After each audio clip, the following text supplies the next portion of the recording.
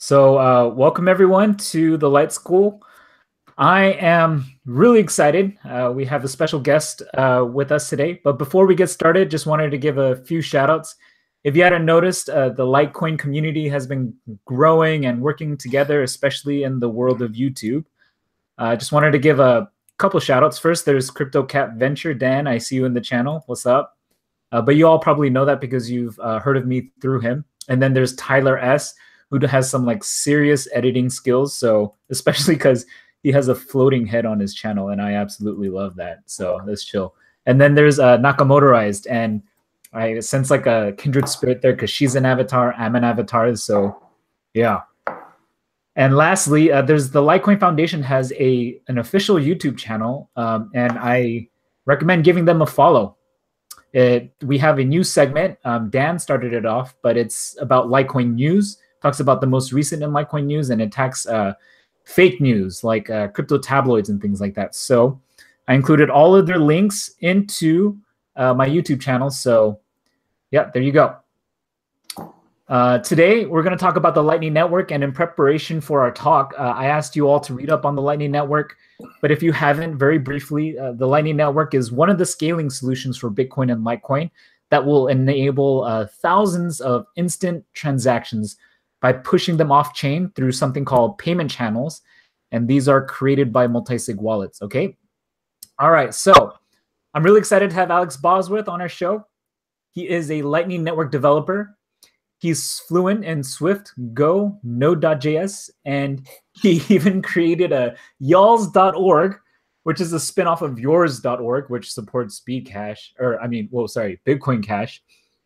And, I actually downloaded the Zap wallet, and I'm going to try hosting some articles on there. Is y'alls.org live for mainnet? Yeah, although you have to go to mainnet.y'alls.org.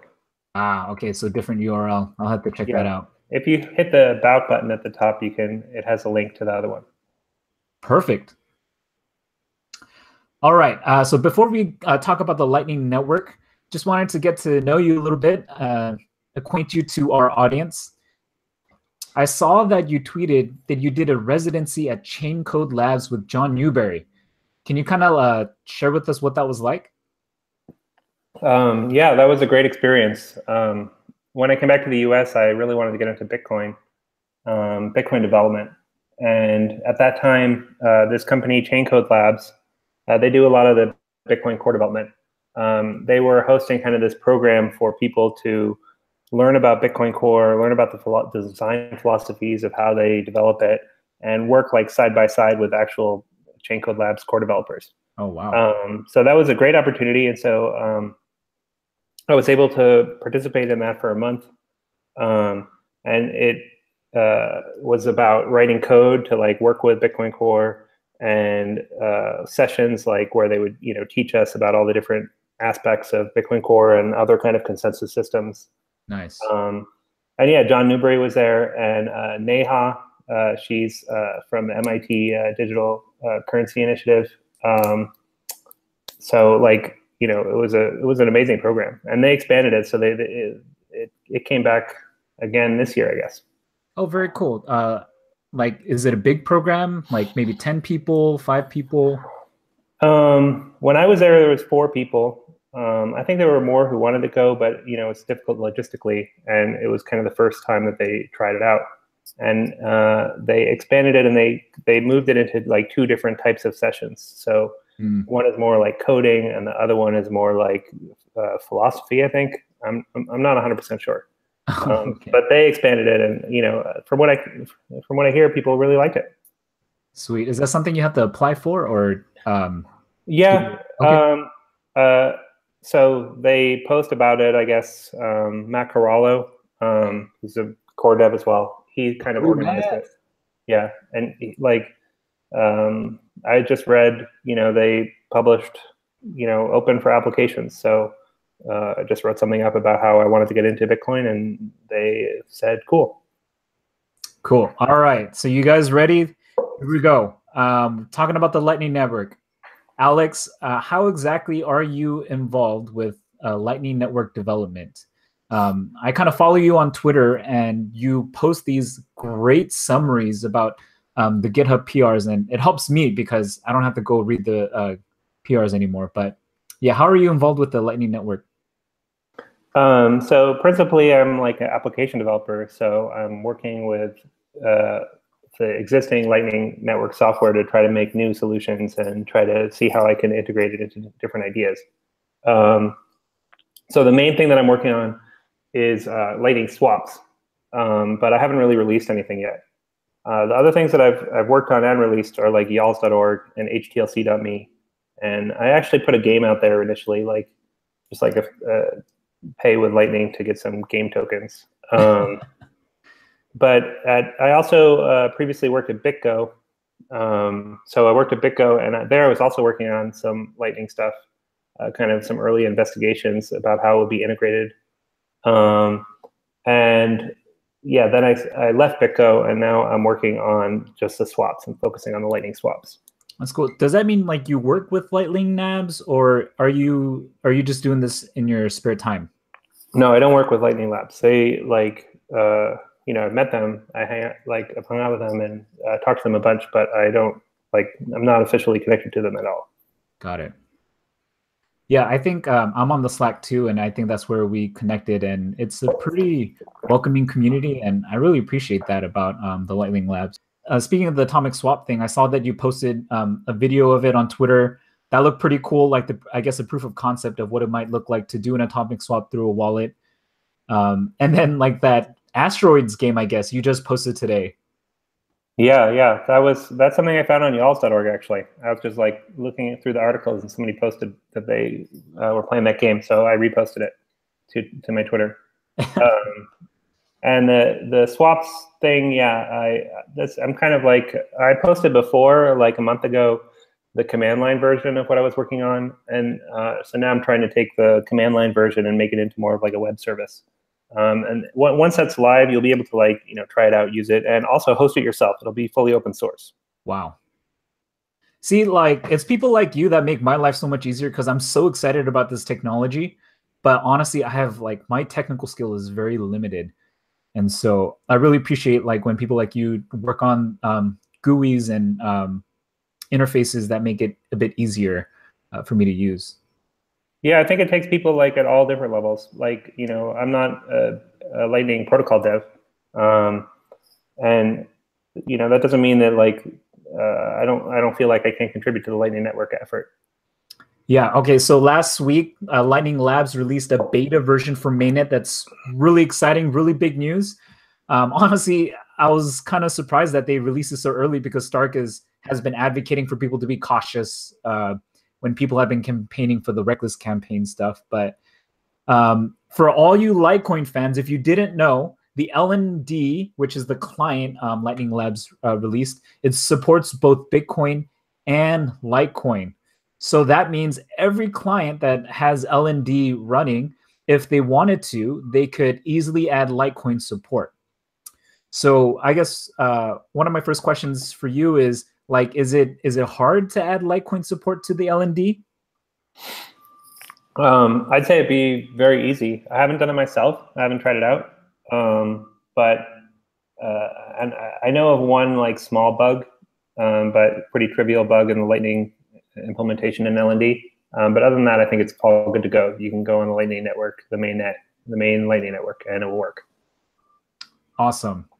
So how do you see the Lightning Network affecting Litecoin? Do you see it having a space next to Bitcoin? Well, so it will be a first, like you said, it's a first class citizen on the Lightning Network. I think there'll be like two different types of coins as they apply to Lightning Network. One which will be difficult to integrate. So that will be chains where they don't have Segwit, or they don't have CLTV, or they don't have CSV. And in those cases, it's difficult to take the existing Lightning code and apply it to them. But in Litecoin's case, there's been some good movement to adopt the changes necessary for Lightning. So that will make it pretty useful. The other thing that will be interesting is depending on how the Bitcoin fee market works out, it might be useful to have kind of, open new channels where the fees are lower. So, that'll be an interesting thing, like that'll play out in the market. I'm not sure how it will work out. Yeah. So when you say CSV and also Segwit, just to be clear, I guess the Lightning Network doesn't necessarily need technology like Segwit in order to get on the Lightning Network.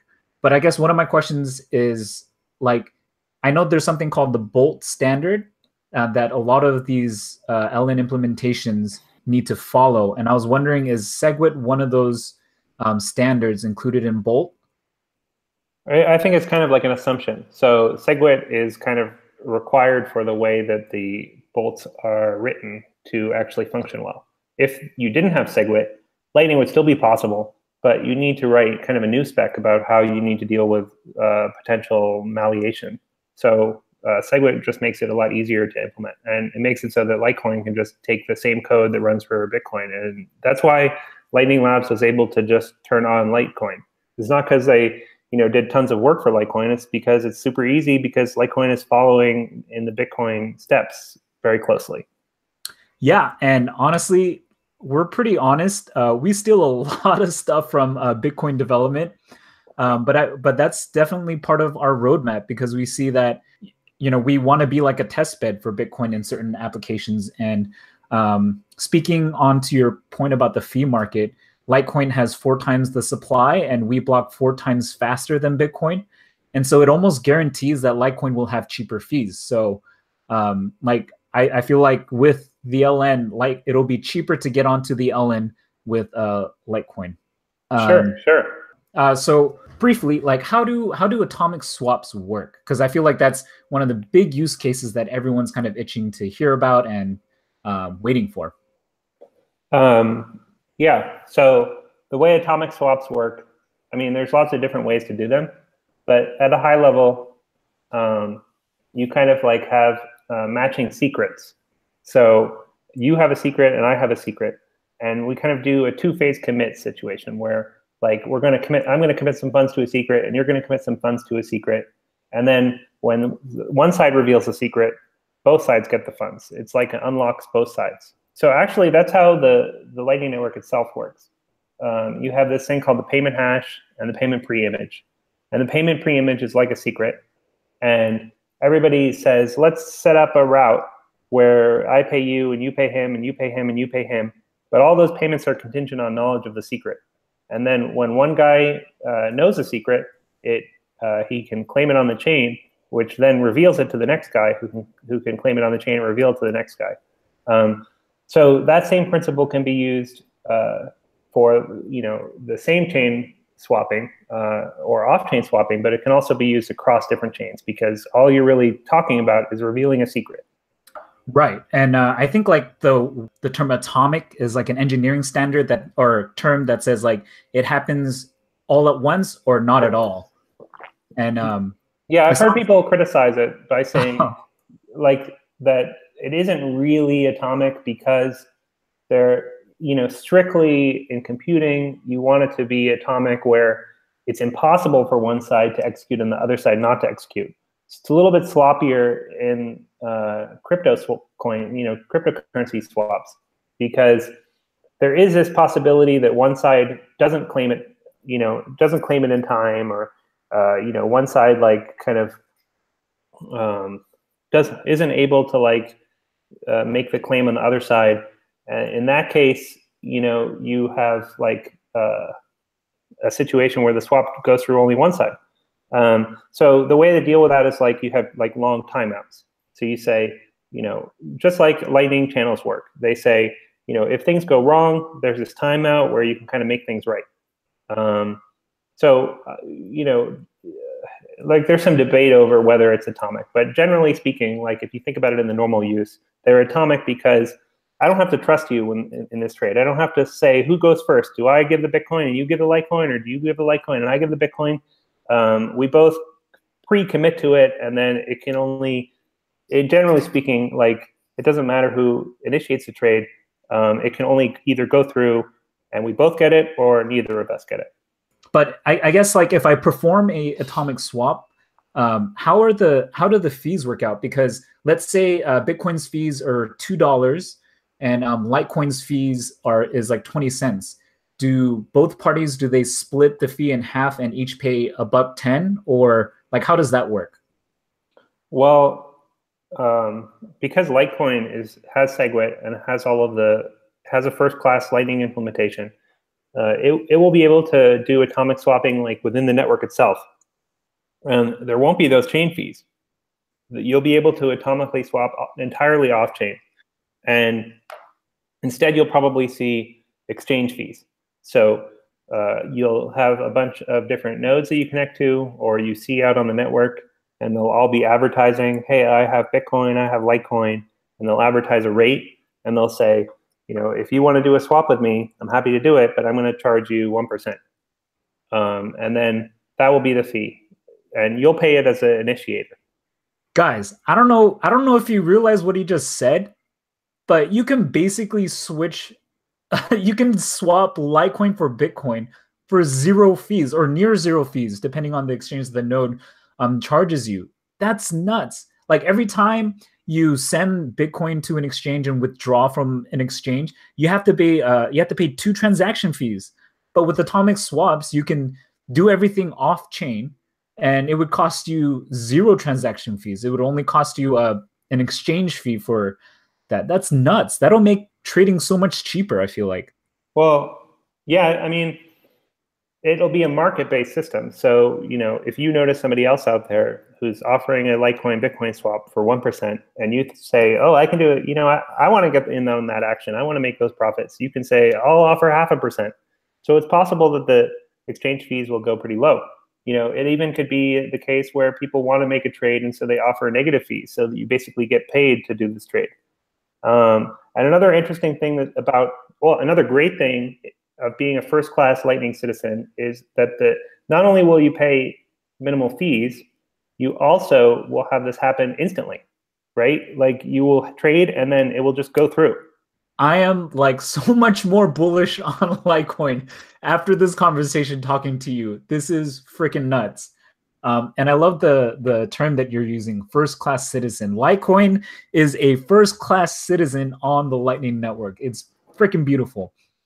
But another alternative use case I kind of see of Litecoin and the Lightning Network combined with atomic swaps is that I kind of see Litecoin as the on-ramp. Like you can get onto the Lightning Network cheaper than with Bitcoin. So instead of paying a $2 fee to get onto the Lightning Network, you can use a 20-cent fee to get on the Lightning Network, swap it with Bitcoin, and use that Bitcoin to pay other expenditures if you want to buy something. Do you feel like that's a possibility or a use case with atomic swaps?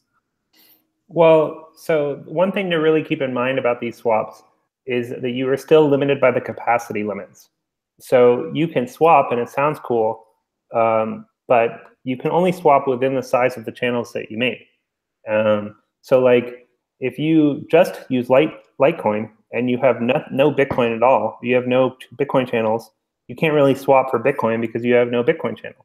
So, I think it will be very interesting, like at the levels below the channel capacity. So like, let's say you're like, I love Litecoin. I want to stay at 5% in Litecoin in fiat value.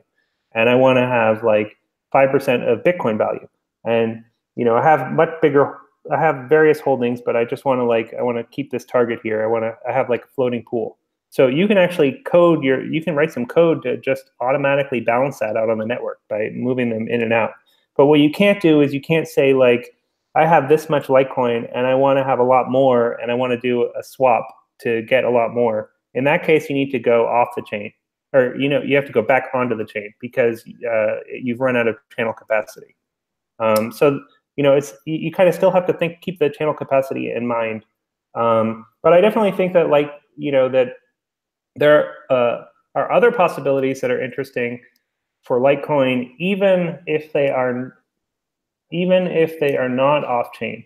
So for one example is, let's say I have a bunch of Bitcoin channels, and in the current Lightning implementations, when you make a new Bitcoin channel, all of the capacity is on your side. So that means that other people can't pay you. You can only pay to them. That's how Lightning works, because otherwise, if you went to people and said, let's make a channel, and then had them commit funds going towards you, you could exhaust everybody's funds. So the current way that it's set up, in the future, they'll have some solutions for dealing with this. But right now, there's not. There's only the situation where you create a channel and the capacity is out. So you can spend on the store, but the store can't just pre-create channels with capacity inbound. So that's one thing that I'm working on, is this swaps idea. And the swap idea is, let's say I'm a new store and I want to run my Bitcoin node. Well, I'm going to start my Bitcoin node and I'm going to create a new channel, and I'm going to create a channel to a bunch of very highly connected people. But I still have a problem. I can pay other people, but when people come into my store, they can't pay me. So they can make a new channel with me, and so that will work itself out over time. But there's a problem where where this channel capacity might be, you might find yourself in a situation where it's just on a side that you don't like it being. So that's something interesting that I'm working on, which is the swaps idea.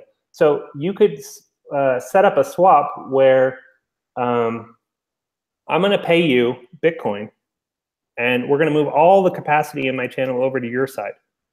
But I don't want to just pay you a bunch of Bitcoins and then have you have them. I want to get the money back. But you can't really easily send me the money back because you don't have the channel with me. So instead, what you could do is you could actually do a Litecoin transaction that sends the money back to me.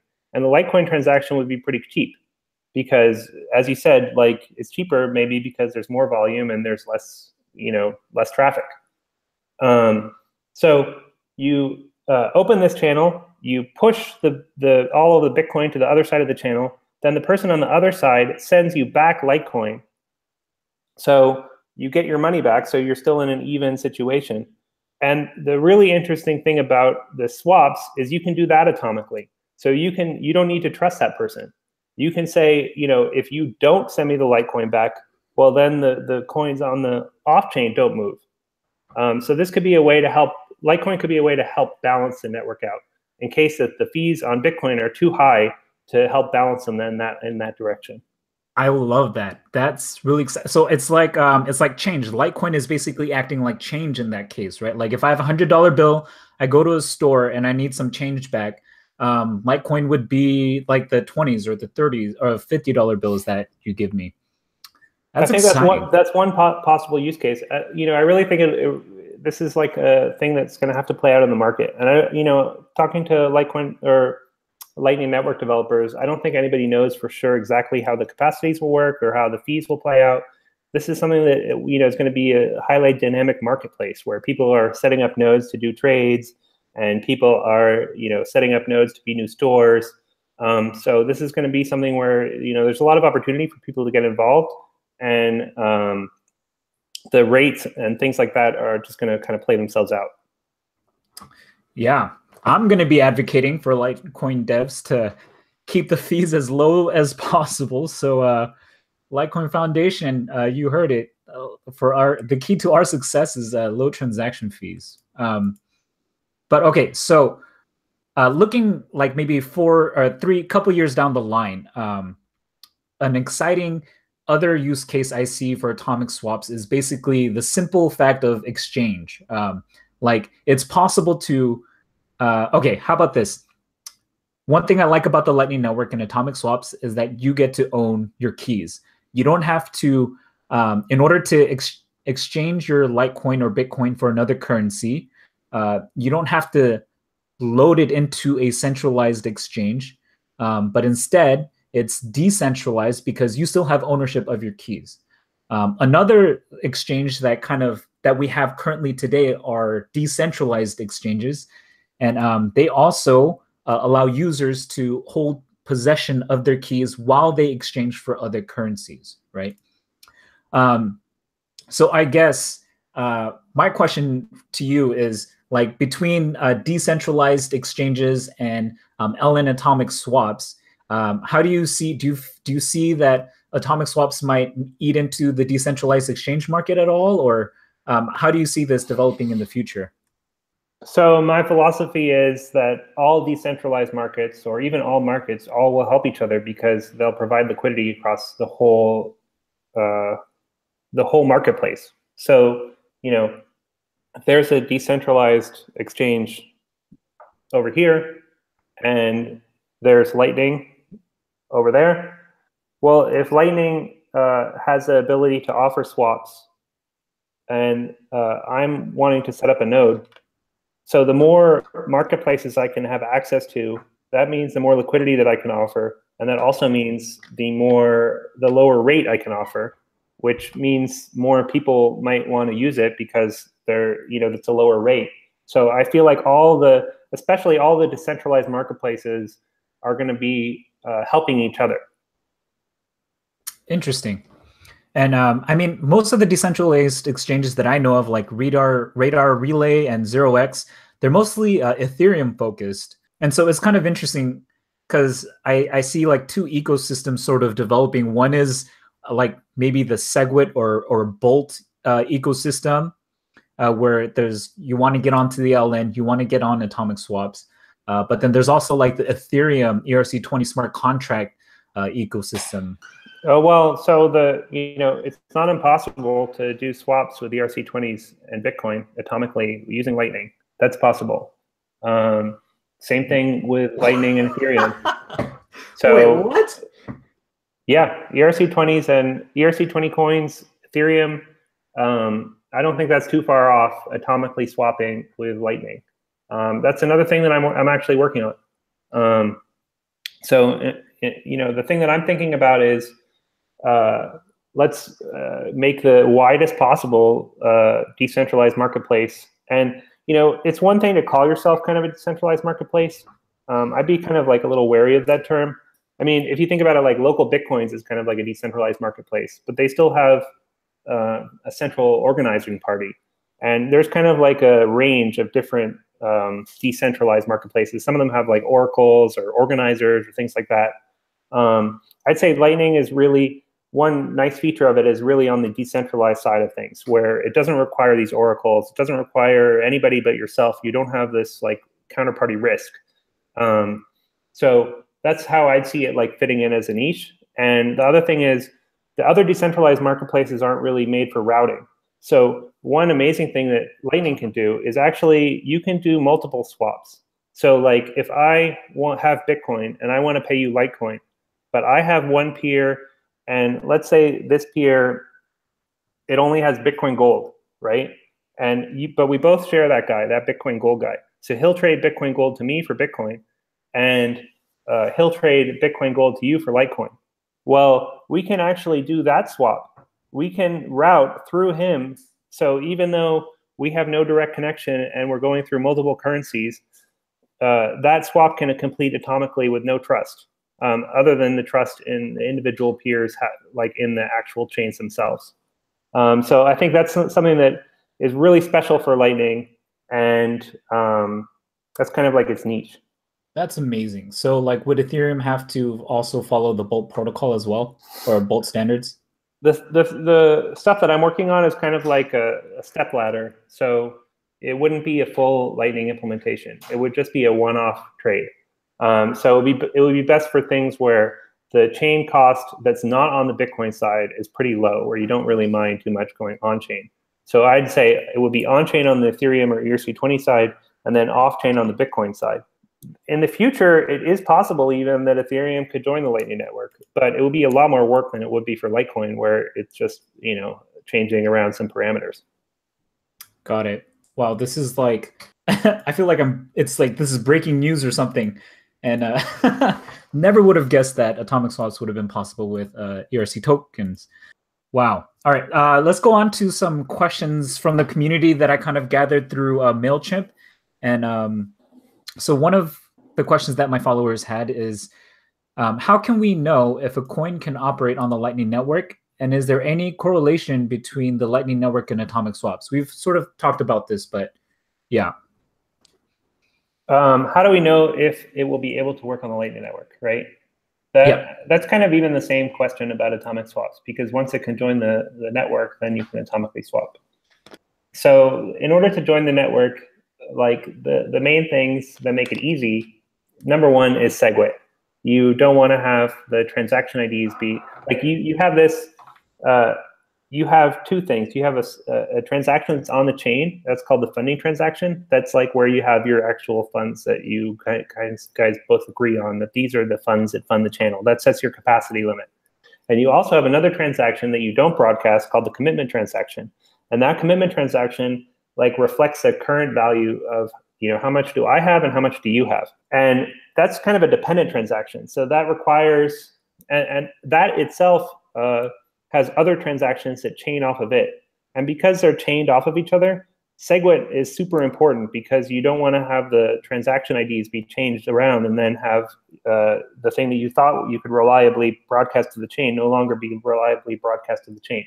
So that's why you really want to have Segwit. The other important thing to have is a time lock system. So you don't want to create a channel with somebody and then they go away and you are kind of stuck. You can actually still atomically swap with somebody when there's no time lock. So one thing I've been looking at is like swapping with Dogecoin. Yes. Dogecoin doesn't have any kind of time lock system. They don't have CLTV and they don't have CSV because they forked a long time ago, and they haven't really added anything in.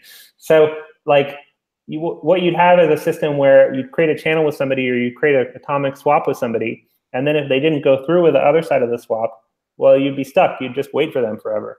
You might be able to set it up so like they get punished or something, or like there's a big reason that they wouldn't leave. But still, that's not that great if you're just dealing with somebody random on the internet. So the other major component that you really want to have in order to support the Lightning Network is you need a timeout. You need something, and in Bitcoin's case, it has two really powerful, strong, good timeout systems. So number one is CLTV, and that just says until this height, you can't spend the coins. So if the funds are sent to this address, basically, like you can't respend them to somebody else until like 2 years from now or something like that. So that's one timeout system that Bitcoin has.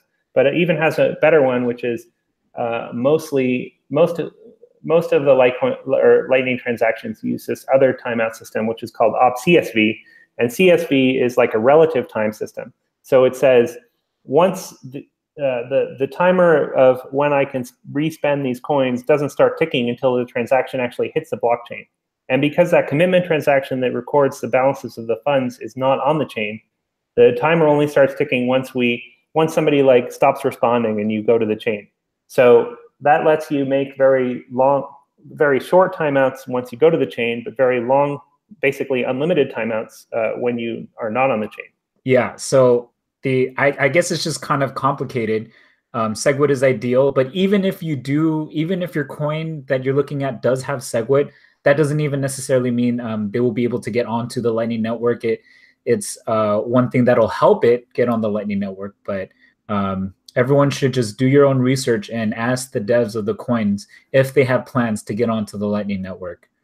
And you can actually do kind of like pseudo implementations. So that's going to be, I think, a tricky thing in the future is you can kind of like provide connectivity to the Lightning Network, but actually it will be kind of like a trusted system, or there'll be just decentralization issues. So right now, I think that the gold standard for Lightning is that you don't have these trust issues and you have the refund timeout. But there are possibilities where you can kind of like make a pseudo Lightning Network connectivity. Great. The second question that somebody asked is, what kind of an attack can knock down and steal funds from a channel? So you can't really knock down a channel. So the big attack that everybody's always afraid of in the channels is, like, let's say you connect to some peers, and these are people that you don't know, and you have to initiate the connection because, remember, the capacities are always on your side in the beginning. This is a difficult attack to pull off. Actually, you need the capacity to be, you need the payments to be going in your direction. So you need the other side to be paying you, your peer for some reason is paying you or paying through you to somebody else. And remember that the commitment transaction that records the balances is not on the chain. So nobody knows about that except you and your peer. And let's say that your peer pays you a bunch of money, like $500, and then he takes an old transaction, and where he didn't pay you $500, he paid you $0, and he pushes that onto the chain, and he's like, "Oh, I'm going to get my $500 back." Well, in that case, if you are not paying attention, then given the timeout, you might lose that $500, and he might actually get it back. But he's taking a risk where there's a penalty built into these systems. So if you do notice it, you actually get not only just your $500 back, but you also get the entirety of his other funds that he put into it. And you never let him exhaust his channel. So there's always a sizable amount that he stands to lose. Yeah, and I think it's all about incentives and punishing contracts and making, there are methods that Lightning Network devs, I feel like, have implemented into the Lightning Network to make sure that that bad actors get penalized. I think like for Bitcoin, and let's talk about like the 51% attack from miners hash rate distribution. There's no real protocol to kind of punish them, except for the fact that like maybe the community like would be like, oh, this chain is useless. But like with the Lightning Network, it's by protocol. You're not relying on social consensus. You're relying on blockchain mechanics to ensure that they're punished. I think that's great. Yeah, I mean, even the Bitcoin blockchain, if you think about it, has the issue where, let's say 51% of the miners said, let's make a group, and we're gonna orphan every block that's not in the 51%. So all the 49%, they are no longer part of the longest chain. So the 51% do this, and now they've just doubled the amount of money that they make. So what stops that? Like there's nothing in the protocol that says that 51% of miners can't get together and just take and make double the money. And actually, if you think about it, there's kind of an incentive for them to do that. Yeah. Like, why wouldn't they want to get double the money? So this is one thing which I've kind of talked about, which is that if your chain is not decentralized, then it kind of messes with the way that it's going to operate, both at the chain level, because like you don't want to have this happen where 49% of the miners make nothing and 51% make double.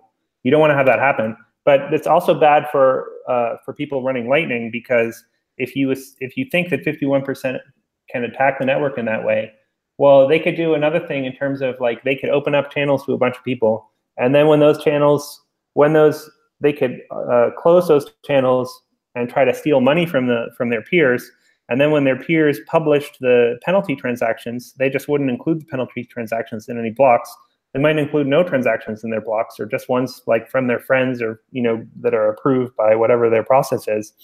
And in that case, you just have a system that would be unreliable and would mess itself up. I mean, that's kind of like the defense against this in a kind of a weird way, where like if they ever did try this, they would just be messing up their own system. But it's still the real defense, the strong defense, is that we want to get mining to be decentralized, and we want to deploy these things on reliable systems where these weird kind of thing can't happen, and you can't have a situation where all of the different miners in the world are organized in a 51% attack. And so this is definitely not on topic, but I feel like since we're talking about it, Bitcoin Magazine released a statement about the BDPL, the Blockchain Defensive Patent License. And I guess I just wanted your couple of thoughts. Like for myself, I think it's interesting because to me, it represents a shift, I feel like, of relying on Bitcoin extrinsic factors to bring decentralization to mining. And it's just different because I sort of felt like Bitcoin was supposed to be this thing where it's supposed to be against, like, it's supposed to run itself, and it shouldn't necessarily be relying on patents or government regulations to kind of protect itself. But I don't know. Did you have any thoughts on the BDPL? Well, so I'm a fan of how that's turning out, actually. I'm not a fan of software patents, but it's a reality in the world that we live in. And just like the 51% is a reality, theoretical 51% attack is the reality of the world that we live in. We kind of like have to face reality. Yeah. So the best way, I think, to deal with it is something like the defensive patent system. Another idea that I think is interesting is working on a new proof of work algorithm. SHA-256, it wasn't designed as a proof of work algorithm, right? Like that wasn't the intention when the person was writing this algorithm. He wasn't thinking, oh, I'm trying to make an algorithm that's good for proof of work. He didn't think that. And in fact, almost no blockchains use proof of work algorithms that were designed as proof of work algorithms. They just repurpose a hashing algorithm to be the proof of work algorithm because they have a lot of stuff in common. And that goes back to like Hashcash, Adam Back stuff. So that's a much more difficult change, though, to come up with a new proof of work algorithm and then also get consensus for people to move to a new proof of work algorithm. And then you're also kind of messing with that reliability that I talked about, which is so important to make sure that we all can know what the rules are going to be in the future about the chain. So actually, I think this is a very practical and good solution to say anybody can do this ASIC boost now. It's not a secret advantage, and it's not something that we have to worry about shaping what features are going to be included or blocking Segwit or things like that. Anybody can use it, and it's even like better in a certain way by saying if you do use ASIC boost, which you kind of are incentivized to use it if everybody's using it. If you do that, well, we also don't want you using any other patented advantages because ASIC boost might not be the only patented advantage, and it probably isn't. Considering that the proof of work algorithm was not designed to be a proof of work algorithm. Proof of work change, I feel like that's such a contentious topic. I'd imagine it'd be really hard to get consensus, but I think it's worth considering, especially like you said, if SHA-256 it was never designed to be a proof of work algorithm. But, I was taking a look at the hash rates of Bitcoin, and Dragon mints were sent out March 15th. And today, hash rates are down. Bitcoin.com was from 25. Now it's down to like 23. Antpool was at 17 and it's down to 15. So it seems like the BDPL is, it's not a bad option, not a bad solution to the maybe centralized mining that Bitcoin might have. Yeah, I think it's like the industry is maturing. So like there was a certain period of time.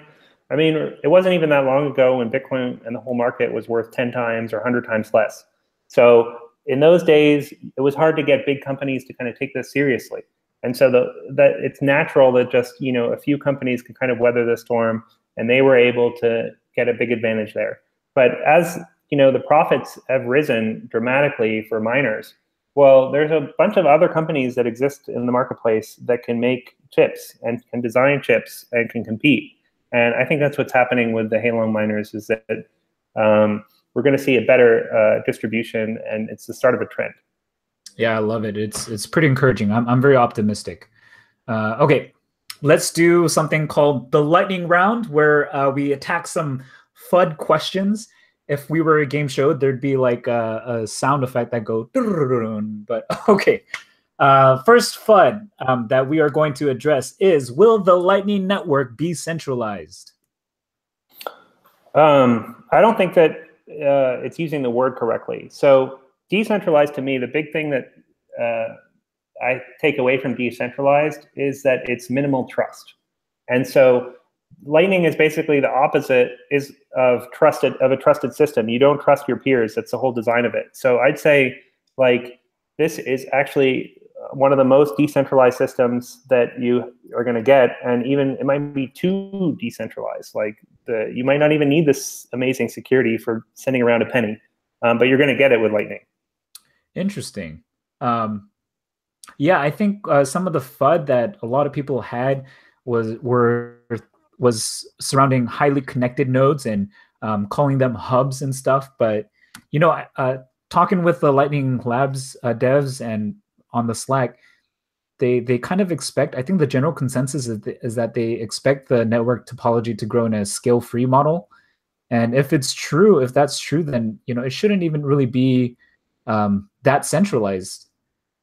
I mean, I don't even think it really matters if it is centralized in terms of like it looks centralized. Right. Because like, what's the problem with centralized? Like, why don't you want centralized? Why don't you want decentralized? In the case of mining, like I talked about, you don't want centralized because it can create a tax where you lose money.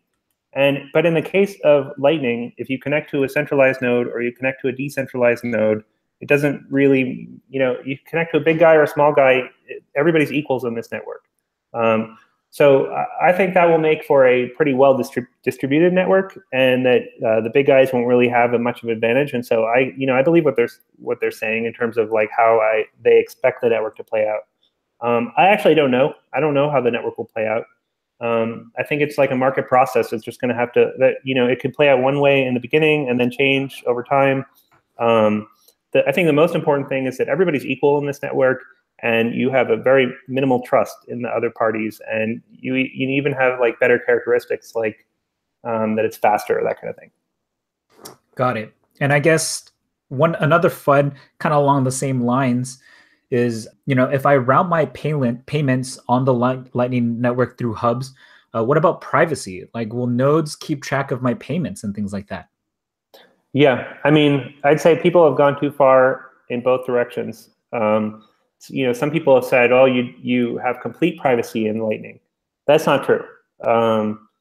You have better privacy just by the fact that you're not broadcasting your transaction to everybody. Like, that's how it works in Bitcoin right today. So if you're worried about privacy and you're using Bitcoin today, you are already having this privacy problem because you're just telling everybody, here's my transaction, and it's not encrypted, and everybody knows about everything.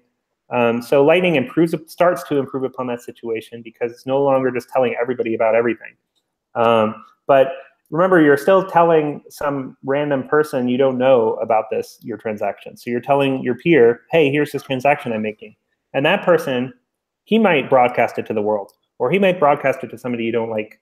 And like, he's allowed to do that because he knows some details about the transaction. He has to know some details. So one thing he knows is the payment hash, and another thing he knows is like what peer he got it from, and then he knows which peer it's going to, and he knows the timing of it. So as far as privacy goes, I think it's only a step in the right direction. It's better because you don't broadcast it to everybody, but it's still not a perfect privacy solution. And there's a lot on the slate in terms of how that they can improve the privacy. So like that payment hash, they can make it change from hop to hop. And they've already done a huge amount of work to just make it private just from the get-go with the Onion routing system, where it's encrypted from hop to hop. So you don't know the full route and full path. So, I mean, it's just a complicated problem. And I don't think we'll never get perfect privacy. I mean, it's like perfect security. But it's a step in the right direction. Yeah, and I think one of the I was looking at like a neutrino a few months ago, and it actually deletes blocks and information from the wallet, from what I understand. Well, neutrinos has better privacy characteristics, but yeah, I mean, there's so many different ways that privacy can be, compromised that. I wouldn't say any of these systems have super strong privacy. That's just still really a work in progress. Got it. Thanks for clarifying that. Okay, so FUD number 3. You have to be online to make a Lightning transaction or receive payment, and the Lightning network requires nodes to be online 24/7. Well, in order to receive a payment, you need to be online. But that's not so bad because people who are receiving payments generally, like, you're either a merchant and you can be online. That's not too hard. You already have to have your website online. And for people, well, if you're receiving a payment, generally, you could receive a push notification or something, and it's not like you have to be yourself online, but maybe your phone like wakes up and does a little negotiation, and then it receives the payment. The other important thing in terms of being online is like that thing that we talked about where maybe somebody's going to attack your channel. I don't think that's really going to happen because the penalties for attacking channels is so hard. But also, the way to stop that from happening is to have people be defending their channels. And for that, you need to have these watchtowers if you don't want to do it yourself, or you need to come online every once in a while. But that could still be like your computer kind of like wakes up, or your phone wakes up every once a week or something and does a little check and says, okay, looks like everything's good. And you still have security there.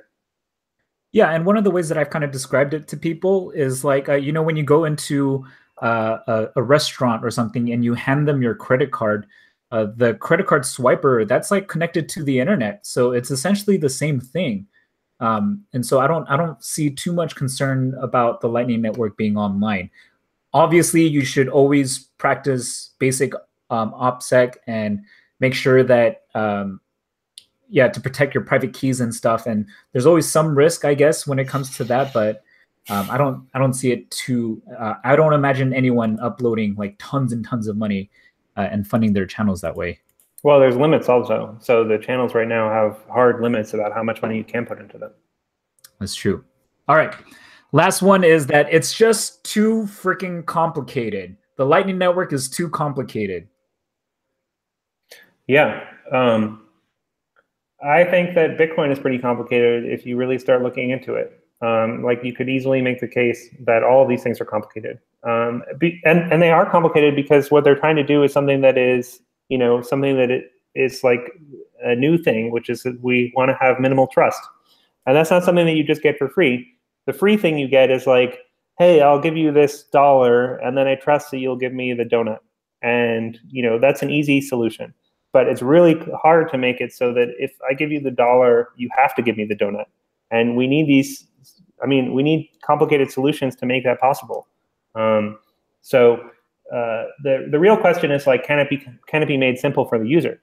So that's something that I've tried to like investigate like hands-on, making the htlc.me service. I looked into, can I make a wallet where it's very easy? And actually, I think that the Lightning experience from the development perspective and from the user perspective is going to be way simpler for the users. Even from something simple like, the user experience right now of paying a Bitcoin transaction is you take the address and you take the amount, you have to copy and paste those, you have to look to make sure that it's right, you have to figure out that this address matches up to this thing. You don't know if the address actually is going to somebody who you paid before. In Lightning, even from that start, it's designed in a way to make it easy because the amount is encoded right into the invoice. And the invoice is signed with the public key of the merchant. And that's the same public key that you've used before. So you could say, remember this public key. You've paid this donut salesman guy, 50 times in the past.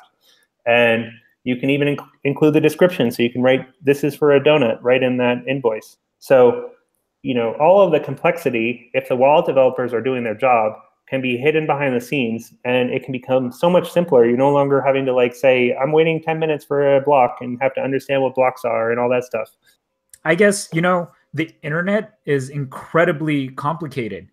How we are able to stream, like live stream through voice chat and like on YouTube, it's incredibly complicated, but nobody knows how it works. Or like, the people who program it and study it do, but I don't know how the internet works and how they broadcast all this information. And so I kind of feel like this just shows you how early on we are in the blockchain ecosystem and Bitcoin and Litecoin, and that the end game is like YouTube. The end game is for us just to use it seamlessly and not have to worry about all the nitty-gritty details.